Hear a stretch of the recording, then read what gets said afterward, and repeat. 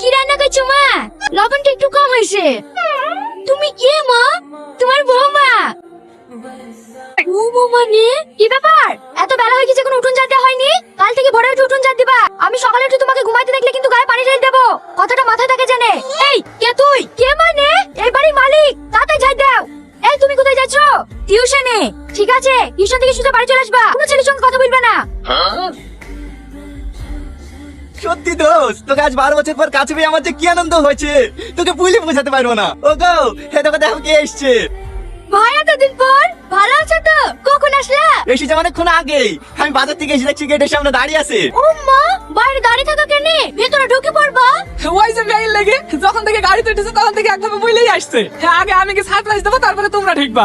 এইটা তোমার মেয়ে? হ্যাঁ। আরে মা থাক থাক, আমার সাথে দুষ্টুমি করে না। পড়াশোনা শেষ করে বিদেশ থেকে কবে বাড়ি এসছো? পরশুদিন। জানো বোন, বাড়ি পৌঁছে তোমাদের কথা বলতে লেগেছে। সেই ছোটবেলায় খালা খালুকে দেখেছি, চলো মা একবার ঘুরে আসি কি ওর লেগে তো এত তাড়াতাড়ি আসা। আমাদের বৌমা আমাদের উপর মায়া থাকবে না তো তোমাদের উপর মায়া থাকবে নাকি? চলো মা, আর তোমাকে মায়ের বাড়ি যেতে দেবো না। এবার একবার বিয়ের কাটে সেরেই ফেলবো। বিদেশ থেকে পড়ে এসে আমাদেরকে বোকা বানানো? দাঁড়া, শহরের মেয়েদেরকে যে কিভাবে বোকা বানাইতে হয় সেইটা আমার খুব ভালো করেই জানা আছে।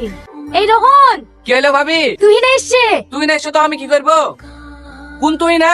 ছোটবেলায় যার সাথে তোর বিয়ে ঠিক হয়েছিল সেই তুই না? হ্যাঁ, ও বিদেশ থেকে কবে বার আসলো? পরশুদিন এসছে, এসেই আমাদের বাড়ি চলে এসছে। ভাবি, ও দেখতে কেমন হয়েছে? ভালো। কিরে রোহন, কোথায় যাচ্ছিস? দেখা করতে।